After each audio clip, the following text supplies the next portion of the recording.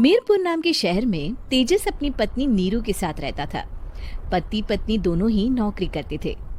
एक दिन तेजस गांव अपनी माँ के पास फोन करता है। हेलो, प्रणाम माँ। जीते रहो माँ, तुम दादी बनने वाली हो हैं? अरे वाह, ठीक है बेटा, मैं कल ही आती हूँ। जब माँ जी शहर पहुंची तो बेटी बहू ने बहुत अच्छे से स्वागत किया। लीजिए माँ जी, चाय। अरे गर्मा गर्म पकोड़े ले आओ माँ के लिए। नीरू रसोई में गई और 2 मिनट में ही पकोड़े ले आई। जी ये लीजिए। बहू जादू से बनाए हैं क्या? अभी तो रसोई में गई थी। यमी। माँ जी, शीला रसोई में पकोड़े तल रही है, मैं बस लेकर आई। हे भगवान, मेरा धर्म भ्रष्ट कर दिया तूने। अब तो गंगा जल से शुद्धिकरण करना होगा। दूसरे दिन, माँ जी मैंने नाश्ता बना दिया है, ऑफिस जा रही हूँ। पर अभी तो घर का सारा काम पड़ा है। शीला आती ही होगी, झाड़ू पोछा बर्तन कपड़े वो सब कर लेगी। हमारे जमाने में घर का सारा काम हम ही करते थे। जी माँ जी, आप बहुत होशियार हैं, मैं घर ऑफिस दोनों नहीं संभाल पाती। तो जरूरत क्या है घर से बाहर जाकर चाकरी करने की? वैसे भी घर का काम खुद करने से घर में बरकत आती है, समझी? पर माँ जी।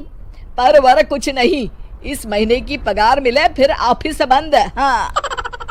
रात को नीरू तेजस से कहती है, सुनिए जी, माँ जी बोल रही थी कि मैं नौकरी छोड़ दूं। वैसे ठीक ही तो है, अभी तुम्हें आराम की जरूरत है। फिर भी आराम कहाँ, शीला को छुड़ाने के लिए बोल रही थी। तो अब 24 घंटे में इतना काम तो कर ही सकती हो। पर जॉब पसंद है मुझे, घर पर मन नहीं लगेगा। अगले दिन जब दोनों ऑफिस के लिए निकल रहे थे, मेरी तो कोई कीमत ही नहीं है इस घर में। माँ जी, आजकल महंगाई बहुत है, रहन सहन भी बदल गया है, दोनों नौकरी करते हैं तभी ठीक रहता है। अच्छा, तू कहना क्या चाहती है? मेरा बेटा तुझे बिठा के खिला नहीं सकता? तू ही इस घर का खर्च चला रही है, हैं? नहीं माँ जी, मेरा वो मतलब नहीं था। मतलब खूब समझती हूँ, ये बाल धूप में सफेद नहीं किए मैंने। हाँ। अब तो ये रोज का काम हो गया था। तेजस भी रोज की झिकझिक से परेशान हो गया था। एक दिन उसने कहा, नीरू, वैसे भी तुम्हें मैटरनिटी लीव मिलने वाली है, तो अभी से ही छुट्टी ले लो। पर क्या, मेरी सैलरी अच्छी खासी है। आखिर नीरू ने रिजाइन कर दिया। जब बच्चा हुआ तो घर में सब बहुत खुश हुए। कुछ दिनों बाद तेजस फाइल देख रहा था। क्या हुआ तेजस, कुछ परेशान लग रहे हो? हाँ, वो हमारी जितनी सेविंग्स थी वो तो हॉस्पिटल में और छठी के फंक्शन में खत्म हो गई है नीरू।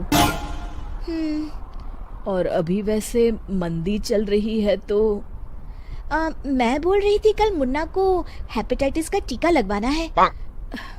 नीरू, क्या पोस्टपोन नहीं कर सकते? नहीं जी, बिल्कुल नहीं।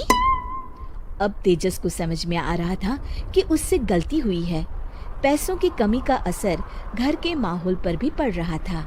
अगले दिन, बेटा मेरा चश्मा और ये दवाइयाँ ले आना, पर्चा देते हुए माँ जी ने कहा। जी। तेजस, मुन्ना के लिए दूध का डिब्बा और डायपर भी ले आना, और ये किराने के सामान की लिस्ट है, इसे भी लाना है। तेजस गुस्से में लिस्ट मरोड़ कर फेंकता है और चिल्लाता है, पैसे क्या पेड़ पर उगते हैं? ये ले आना, वो ले आना। अरे पर ये जरूरत का सामान ही है।